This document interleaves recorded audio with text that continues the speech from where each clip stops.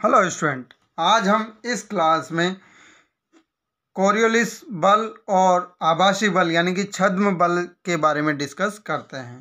तो देखो, उनसे रिलेटेड जो मोस्ट इम्पोर्टेंट एमसीक्यू है उनके बारे में डिस्कस करते हैं यहाँ पे। तो आज देखो, सबसे पहले बात करेंगे हम छद्म बल से रिलेटेड एमसीक्यू, और फिर हम बात करेंगे कोरियोलिस बल से रिलेटेड जो एमसीक्यू है मोस्ट इम्पोर्टेंट उनके बारे में। तो देखो, पहला क्वेश्चन दिया गया है स्टूडेंट, तो न्यूटन की गति के नियम का पालन नहीं करता है। पहला ए ऑप्शन दिया गया है। तो स्टूडेंट, जो न्यूटन की गति के 3 नियम हैं, प्रथम नियम है कि जड़त्व का नियम भी कहते हैं उसे, फिर दूसरा नियम है स्टूडेंट बल का नियम, और तीसरा है क्रिया प्रतिक्रिया का नियम। तो इन तीनों नियमों का पालन नहीं होता। ए ऑप्शन है वास्तविक बल, बी ऑप्शन में है छद्म बल, या हम इसको कह सकते हैं स्टूडेंट आभासी बल। आपके एग्जाम में आभासी बल भी लिखा हुआ आ सकता है, यानी कि। फिर सी ऑप्शन है वास्तविक एवं छद्म बल दोनों, यानी दोनों ही पालन नहीं करते। डी ऑप्शन है इनमें से कोई नहीं। तो स्टूडेंट, वास्तविक बल होता है उसमें हमें पता है कि न्यूटन की गति के नियम का पालन होता है, परंतु जो छद्म बल होता है, आभासी बल होता है, उसकी डेफिनेशन क्या होती है कि वह बल जो किसी कण पर वास्तव में कार्य नहीं करते, यानी किसी कण पर वो कार्य नहीं करते। नाम ही क्या है स्टूडेंट? आभासी, यानी कि उन बलों का आभास होता है। या छद्म बल यानी कि छुपे हुए बल, यानी कि वह बल जो किसी कण पर वास्तव में कार्य नहीं करते बल्कि निर्देश तंत्र की त्वरित गति, यानी जो त्वरण के कारण जो गति है उसके कारण वो कण पर लगते हुए प्रतीत होते हैं। तो त्वरित गति होती है और लगते हुए प्रतीत होते हैं, जबकि लगते नहीं है, इसका मतलब न्यूटन की गति का पालन नहीं करते। तो यहाँ पे अपना क्वेश्चन है न्यूटन की गति के नियम का पालन नहीं करता। तो अब वास्तविक बल तो करते हैं स्टूडेंट, तो इसका मतलब वास्तविक एवं छद्म बल दोनों में कार्य तो नहीं होगा, यानी कि एक पे कार्य करेगा और एक पे न्यूटन के नियम पालन नहीं करते। तो यहाँ पे ये ऑप्शन भी, तो इसका करेक्ट ऑप्शन कौन सा हो जाएगा स्टूडेंट? छद्म बल, या हम कह सकते हैं आभासी बल। इन पे न्यूटन के नियम का या न्यूटन के नियम जो गति के नियम है वो लागू नहीं होते। तो क्वेश्चन फर्स्ट का राइट आंसर क्या हो जाएगा? बी, छद्म बल या आभासी बल न्यूटन की गति के नियम का पालन नहीं करते। फिर बात करते हैं स्टूडेंट, इसी प्रकार सेकंड क्वेश्चन दिया गया है हमें, दूसरा प्रश्न, किसी व्यक्ति का वास्तविक वजन mg है, यानी किसी व्यक्ति का अपने पास जो भार दिया गया है स्टूडेंट w, वो क्या दिया गया है? mg। जब लिफ्ट समान त्वरण से, स्टूडेंट ध्यान रखना, समान त्वरण से ऊपर की दिशा में गति कर रही है, तो लिफ्ट में व्यक्ति का आभासी भार, स्टूडेंट जब हम लिफ्ट में सफ़र करते हैं तो लिफ्ट जब ऊपर की ओर जाती है तो हमें एक आभासी भार, यानी कि अपना जो एग्जैक्ट भार है, जो एक्चुअल भार है, उससे कम या ज़्यादा का अनुभव होता है। तो वो कब होता है? तो सबसे पहले बात आती है स्टूडेंट, समान त्वरण से ऊपर की ओर गति की दिशा कर रही है, यानी कि हम कह सकते हैं कि हमारे पास कोई लिफ्ट है और इस लिफ्ट में कोई व्यक्ति वहाँ पर सफ़र कर रहा है, तो उस व्यक्ति का स्टूडेंट जो भार है वो हमें दिया गया है mg।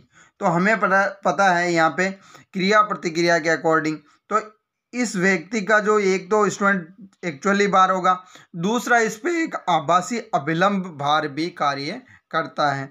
तो अभिलंब भार कार्य करेगा स्टूडेंट, वो डाउनवर्ड होगा या अपवर्ड होगा, उसके अकॉर्डिंग हम बात करते हैं। और वैसे स्टूडेंट, यदि ये लिफ्ट है ऊपर की ओर ए त्वरण से, हम मान लेते हैं वो एक समान त्वरण क्या है, यदि ए है, तो कुल फोर्स क्या हो जाएगा? व्यक्ति का जो हमारे पास मास होता है, मास इंटू एक्सीलरेशन, यानी कि लिफ्ट का जो टोटल भार है m इंटू ए। अब ये किसके इक्वल होगा? ये हमारे पास जब लिफ्ट आपके ऊपर की ओर जा रही है, यानी कि क्रिया प्रतिक्रिया में r, एंड इसका mg स्टूडेंट नीचे की ओर कार्य करेगा, तो हम कह सकते हैं, और ऊपर की ओर जा रही है, यानी कि ये जो ऊपर की ओर जो बल लग रहा है वो हाई बल होगा, तो r माइनस mg, और वो हमारे पास क्या हो जाएगा स्टूडेंट? यहाँ से फोर्स के बराबर होगा। तो resultant force r minus mg equal to ma। तो यहाँ से हमारे पास वैल्यू क्या हो जाएगी? r equal to mg plus ma। तो यहाँ कॉमन क्या आ रहा है स्टूडेंट? m, तो ये हो जाएगा g प्लस a। तो यहाँ पे ऑप्शन देखो, आभासी भार क्या होगा व्यक्ति का? शून्य जो नहीं होगा, क्योंकि आभासी भार तो हमें पता है कितना होगा, या तो कम होगा उसके भार mg से या फिर ज़्यादा होगा। mg कब होता है स्टूडेंट? जब लिफ्ट एक समान वेग से गति करती है। यहाँ पे लिफ्ट एक समान त्वरण से गति कर रही है, यानी वेग धीरे धीरे उसी त्वरण के मल्टीपल में बढ़ रहा है, यानी कि ये mg भी नहीं होगा। हमारे पास रिजल्ट है mg+a, यानी कि इसका ऑप्शन करेक्ट ऑप्शन कौन सा हो जाएगा स्टूडेंट? ऊपर की ओर गति कर रही है आपकी लिफ्ट, तो व्यक्ति का जो आभासी भार होगा वो उसका भार क्या होगा? उसके जो एग्जैक्ट भार है उससे उसको ज़्यादा भार फील होगा या अनुभव होगा। तो यानी कि हम कह सकते हैं इसका करेक्ट ऑप्शन क्या हो जाएगा? सी हो जाएगा, mg+a, यानी कि उसका एक्चुअल भार और जो अभिलंब का भार होगा स्टूडेंट, फोर्स लग रहा है लिफ्ट के कारण, किसी व्यक्ति का वास्तविक भार mg होगा। तो लिफ्ट समान त्वरण से गति कर रही है, तो ऊपर की दिशा में गति कर रही है, तो लिफ्ट में आभासी भार कितना हो जाएगा स्टूडेंट? उसका एक्चुअल भार प्लस उसमें जो अभिलंब का फोर्स लगेगा उनका टोटल। तो हमारे पास m कॉमन आ जाएगा, g+a, यानी कि इसका करेक्ट ऑप्शन हो जाएगा सी। इसी प्रकार नेक्स्ट क्वेश्चन की बात करते हैं स्टूडेंट। अगला क्वेश्चन दिया गया है हमें, एक व्यक्ति लिफ्ट में खड़ा है, एक व्यक्ति लिफ्ट है। स्टूडेंट मैं आपको एक बात क्लियर कर देता हूं कि आपको जो आभासी या छद्म बल से रिलेटेड जो एमसीक्यू दिए जाएंगे वो लिफ्ट से रिलेटेड दिए जाएंगे, क्योंकि लिफ्ट ही हमारे पास बेस्ट उदाहरण होता है आभासी या छद्म बल का। तो एक व्यक्ति लिफ्ट में खड़ा है, किस स्थिति में वह अपना भार वास्तविक भार से कम पाता है? तो स्टूडेंट यहाँ पे देखो, पहला ऑप्शन, जब लिफ्ट नियत त्वरण के साथ ऊपर की ओर गतिमान है, जब लिफ्ट नियत त्वरण के साथ नीचे की ओर गतिमान है, जब लिफ्ट एक समान वेग से ऊपर की ओर गतिमान है, और डी ऑप्शन है जब लिफ्ट एक समान वेग से नीचे की ओर गतिमान है। तो स्टूडेंट यहाँ से सबसे पहली बात तो होनी चाहिए कि वेग और त्वरण में हमें क्लियर होना चाहिए। एक समान वेग यानी उसका वेग वेलोसिटी वो बढ़ नहीं रही, तो और नियत त्वरण का मतलब होता है कि उसी दर से वेग बढ़ रहा है। तो यहाँ नियत त्वरण यानी कि एक्सीलरेशन सेम है, वेग हमेशा उसमें वृद्धि या कमी होगी, लेकिन एक समान वेग है स्टूडेंट। फिर हमारे पास उसने कहा है कि वह अपना भार कम पाता है, यानी उसको जो उसका एक्चुअली भार है उससे कम उसको महसूस होता है कि उसका भार कम हो गया। तो उस कंडीशन में क्या होगा? जब लिफ्ट स्टूडेंट एक समान वेग से गति करती है, चाहे वह ऊपर करे और चाहे नीचे करे, उसका जो भार होगा वो उसमें कितना होगा? उसका एक्चुअली भार जो mg होगा वही उसको महसूस होगा यदि एक वेग समान वेग से वो गति करे, चाहे ऊपर करे या नीचे। तो ये दोनों ऑप्शन तो नहीं हो सकते।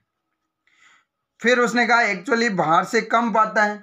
अभी हमने इससे पहले जस्ट पहले एक क्वेश्चन किया है कि लिफ्ट यदि ऊपर की ओर जाती है तो उसका जो भार होता है स्टूडेंट, एक्चुअल भार तो mg और उसमें प्लस हो जाता है ma, यानी कि यहाँ पे भार हो जाएगा स्टूडेंट वो क्या होगा? एक्चुअल भार से ज़्यादा उसमें महसूस होगा। लेकिन उसने कहा कम पाता है, इसका मतलब यहाँ पे क्या हो जाएगा? mg - ma, यानी कि कम भार होगा, यानी एक्चुअल भार में से उसका फोर्स जो लग रहा है लिफ्ट के कारण वो कम हो जाएगा। तो यहाँ पे कम भार के पाएगा जब लिफ्ट नियत त्वरण के साथ नीचे की ओर गतिमान होती है, यानी कि जब लिफ्ट, यदि आपने स्टूडेंट कभी महसूस भी किया है कि यदि आप लिफ्ट में खड़े हो और लिफ्ट यदि नीचे की ओर गति करती है तब हमें लगता है कि हमारा वजन कम हो गया, हम हल्के हो गए। तो इस कंडीशन में, तो इस क्वेश्चन का जब व्यक्ति लिफ्ट में खड़ा है किस स्थिति में वो अपना भार वास्तविक भार से कम पाता है, तो इसका करेक्ट ऑप्शन हो जाएगा बी, जब लिफ्ट नियत त्वरण के साथ नीचे की ओर गति करती है। तो ये ध्यान रखना स्टूडेंट, इस प्रकार का क्वेश्चन तो एग्जाम में पूछा ही जाता है। फिर बात आती है स्टूडेंट नेक्स्ट, ये तो थे स्टूडेंट 3 क्वेश्चन अपने आभासी या छद्म बल से रिलेटेड। अब नेक्स्ट जो क्वेश्चन है स्टूडेंट वो है कोरियोलिस बल से। कोरियोलिस बल क्या होता है कि पृथ्वी के सापेक्ष कोई कण गति करता है तो उसके ध्रुवों पे और भूमध्य रेखा पर जो बल अपने को यहाँ पे एक आभासी बल प्राप्त होता है जिसे हम कोरियोलिस बल कहते हैं। तो अब देखो हमारे पास कोरियोलिस बल के बारे में निम्नलिखित में से कौन सा सही नहीं है। यहाँ पे देखो स्टूडेंट, पहले प्रश्न को ध्यान से पढ़ना है। कई बार प्रश्न में पूछ लिया था सही है तो वो हमारे पास, लेकिन कई बार प्रश्न में पूछा सही नहीं है यानी गलत कौन सी चीज़ है, तो उसके बारे में हम, ये ध्रुवों पर अधिकतम है। तो पृथ्वी के स्टूडेंट जो हमारे पास नॉर्थ पोल और साउथ पोल है वहाँ पे ये हमारे पास कोरियोलिस फोर्स होता है, ये क्या होता है? सबसे ज़्यादा होता है। तो इसके अकॉर्डिंग ये हमारे पास लाइन है वो करेक्ट है।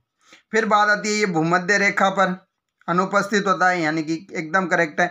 नॉर्थ और साउथ पोल पे यदि वो मैक्सिमम होगा तो ये धीरे धीरे जैसे ये मिड पॉइंट की ओर आते हैं वैसे वैसे कोरियोलिस बल क्या होता है, वीक होता है, और भूमध्य रेखा पर ये एक दूसरे को कैंसिल करके क्या हो जाते हैं, जीरो हो जाते हैं, यानी कि भूमध्य रेखा पर अनुपस्थित है। ये ऑप्शन भी करेक्ट है। फिर कहा यह हवा को सही दिशा में विक्षेपित करता है दक्षिणी गोलार्ध में। दक्षिणी गोलार्ध में स्टूडेंट ये हवा को विक्षेपित करता है। दूसरा ऑप्शन दिया डी, ये उत्तरी गोलार्ध में हवा को सही दिशा में ले जाता है। हाँ सही है, उत्तरी गोलार्ध के ऊपर नॉर्थ पोल पे ये हवा को सही दिशा में ले जाता है, लेकिन ऐसा दक्षिण ध्रुव पे या दक्षिणी गोलार्ध पर नहीं होता हमारे पास, क्योंकि हमारे पृथ्वी पे दो भाग है स्टूडेंट, उत्तरी गोलार्ध और दक्षिणी गोलार्ध। तो दक्षिणी गोलार्ध में यह हवा को सही दिशा में विक्षेपित नहीं करता है, लेकिन उत्तरी गोलार्ध में ये करता है, यानी कि ये उत्तरी गोलार्ध का सही है। प्रश्न पूछा सही नहीं है, तो इसका राइट ऑप्शन हो जाएगा यह हवा को सही दिशा में विक्षेपित करता है, वहाँ पे दक्षिणी गोलार्ध में, जो कि नहीं करता, यानी कि क्वेश्चन नंबर 4 का राइट आंसर क्या हो जाएगा, ऑप्शन सी, यह हवा को सही दिशा में विक्षेपित करता है। कौन से गोलार्ध में, दक्षिणी गोलार्ध में। तो यह ध्यान रखें। अब नेक्स्ट क्वेश्चन की बात करते हैं स्टूडेंट, कोरियोलिस बल से ही रिलेटेड है। देखो जनरल सा है, त्वरण का कोरियोलिस घटक सर्पी यानी स्लाइड वेग की ओर जाता है, स्लाइड वेग की ओर जाता है। और स्टूडेंट हमने अभी पिछले क्वेश्चन में बात की थी कि ये ध्रुवों पे मैक्सिमम होता है, और ध्रुवों पे स्टूडेंट जो एंगल होता है वो हमारे पास क्या रहेगा, 90। तो इसका करेक्ट ऑप्शन मैंने वैसे ही बता दिया। ए ऑप्शन देगा 180, B option 45 degree, C option 90 degree, और डी 135 यानी 135 डिग्री। तो इसका करेक्ट ऑप्शन हो जाएगा स्टूडेंट सर्पी जो वेग होता है स्टूडेंट वो 90 डिग्री पे होता है, इसका कोरियोलिस का घटक है वो 90 डिग्री पे होता है मैक्सिमम। तो ये था स्टूडेंट क्वेश्चन नंबर 5 का राइट आंसर सी, 90 डिग्री। फिर बात आती है स्टूडेंट, नेक्स्ट क्वेश्चन है जो कोरियोलिस त्वरण से रिलेटेड है। त्वरण के कोरियोलिस त्वरण का किसके द्वारा अनुभव किया जाता है, किसके द्वारा अनुभव किया जाता है, तो ये हमें बात करनी है स्टूडेंट। यहाँ पे स्टेटमेंट्स दिए हुए हैं, तो हमें बताना है कि कोरियोलिस त्वरण है तो वो किसके द्वारा अनुभव किया जाता है। ये भी स्टूडेंट एक आभासी बल ही होता है, कोरियोलिस भी छद्म बल की, क्यों, क्योंकि ये त्वरण की ये जो त्वरित गति होती है उससे किसी कण पर लगते हुए प्रतीत होते हैं, जबकि ये लगते नहीं हैं। ये ऑप्शन अलग अलग कोणीय विस्थापन के साथ एक घूर्णन कड़ी द्वारा, एक घूर्णन कड़ी है और उस पर अलग अलग कोणीय विस्थापन होता है, तो उसके द्वारा ये अनुभव किया जाएगा, नहीं किया जाता है स्टूडेंट। सेकंड, एक कड़ी पर एक बिंदु द्वारा दूसरी घूर्णन कड़ी के साथ सर्पिल स्लाइड कर रहा है, यानी एक कड़ी पर एक बिंदु द्वारा दूसरी घूर्णन कड़ी के साथ वो सर्पिल यानी सर्पी कर रहा है, यानी कि स्लाइड कर रहा है। तो स्लाइड करते समय स्टूडेंट एक हमें आभासी बल यहाँ पे लगता है कि कोई इसको रोटेट कर रहा है या इसके रोटेशन को रोक रहा है, तो वही हमारा कोरियोलिस बल होता है। तो वो कोरियोलिस त्वरण का घटक होता है, तो ये अनुभव कर सकता है, तो यहाँ पे हम इसको राइट कह सकते हैं। लेकिन बाकी आगे की ऑप्शन देखते हैं, क्या पता इनसे भी अच्छा हो। एक कड़ी पर एक बिंदु द्वारा, एक कड़ी है स्टूडेंट, वहाँ पर एक बिंदु द्वारा जो गतिशील और स्थितिक दोनों बलों के अधीन है स्टूडेंट, ये कोरियोलिस बल है वो गतिशील के अधीन, स्थितिक की बात नहीं होती, यानी कि ये ऑप्शन गलत हो गया। फिर बात आती है ऑप्शन डी, ऑप्शन डी दिया गया है अलग अलग कोणीय वेग के साथ एक घूर्णन कड़ी द्वारा। हमने भी सबसे पहले बात की अलग अलग कोणीय विस्थापन के साथ एक कड़ी द्वारा, तो एक कड़ी द्वारा है तो यहाँ अलग अलग कोणीय वेग होगा, तो डायरेक्शन और विस्थापन वैसे ही चेंज हो जाएगा, तो ये ऑप्शन भी गलत हो गया। यानी हमारा डायरेक्ट इसलिए आंसर आ जाता है स्टूडेंट, एक ही ऑप्शन है जिसमें बात उसमें सत्य कही गई है कि एक कड़ी पर एक बिंदु द्वारा दूसरी घूर्णन कड़ी के साथ स्लाइड कर रहा है। यदि एक कड़ी पर एक बिंदु है जो दूसरी घूर्णन कड़ी के साथ वो क्या कर रहा है, उस पर स्लाइड कर रहा है, तो वहाँ पे एक बल हमें महसूस होता है, तो उस बल के कारण जो होता है स्टूडेंट कोरियोलिस त्वरण प्राप्त होता है। तो इसका राइट ऑप्शन हो जाएगा बी। तो क्वेश्चन नंबर 6 का राइट ऑप्शन क्या रहेगा स्टूडेंट, बी ऑप्शन रहेगा।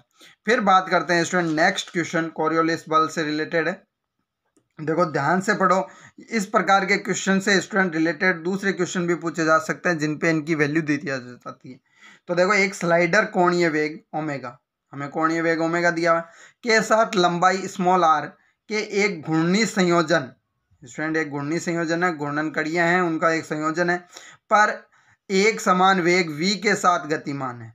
एक घूर्णी संयोजन है यानी कि कुछ कड़ियों का वहाँ संयोजन है, घूर्णन जो रोटेशन कर रही है उनका वेग कितना है, v से गतिमान है। तो संयोजन पर अनुरूप बिंदु के सापेक्ष स्लाइड पर एक बिंदु का कोरियोलिस त्वरण का घटक होगा। तो ये हमें कई बार स्टूडेंट वहाँ कोणीय वेग का, लंबाई r का और वेग का मान दे दिया जाता है, तो हमें वहाँ पे त्वरणीय घटक को न्यूमेरिकल भी करना होता है, यानी उसका आंसर भी लेना होता है।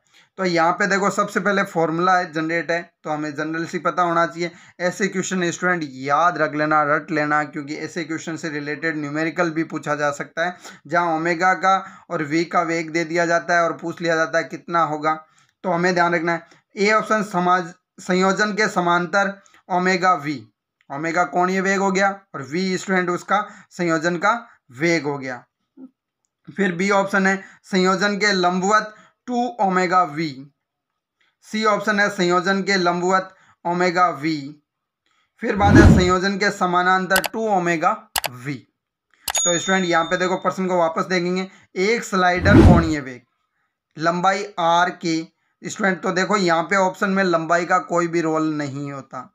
फिर है संयोजन के पर एक समान कोणीय वेग v के साथ गतिमान है। तो हम लेते हैं स्टूडेंट यहाँ पे हमारे पास कोई स्लाइडर है, सपोज करो ये है और इस पे कोई एक स्लाइडर यहाँ पे स्लाइड कर रहा है, तो उसका वेग स्टूडेंट v है, ओमेगा इसका कोणीय वेग है और r इसकी लंबाई है, लंबाई का यहाँ कोई रोल नहीं होता। तो अनुरूप बिंदु के सापेक्ष स्लाइडर पर एक बिंदु का कोरियोलिस घटक क्या हो जाएगा, तो वो होता है स्टूडेंट इसके लंबवत और वो होता है 2 ओमेगा वी। तो यहाँ पे क्या हो जाएगा, संयोजन के लंबवत 2 ओमेगा वी। तो इस क्वेश्चन का राइट ऑप्शन हो जाएगा ऑप्शन बी, संयोजन के लंबवत 2 ओमेगा वी। तो ये इसका करेक्ट ऑप्शन हो जाएगा। तो ये थे स्टूडेंट आज की क्लास में कोरियोलिस बल और आभासी यानी छद्म बल से रिलेटेड कुछ मोस्ट इम्पोर्टेंट MCQ। तो ये कलेक्शन किस प्रकार का लगा स्टूडेंट, तो आप अपनी प्रतिक्रिया कमेंट बॉक्स में दीजिए, और नेक्स्ट किस टॉपिक से रिलेटेड आपको क्वेश्चंस चाहिए तो वो भी आप कमेंट बॉक्स में लिख सकते हैं। इसी के साथ मिलते हैं और क्वेश्चनों के साथ नेक्स्ट क्लास में, तब तक आप पढ़ते रहिए। Thank you.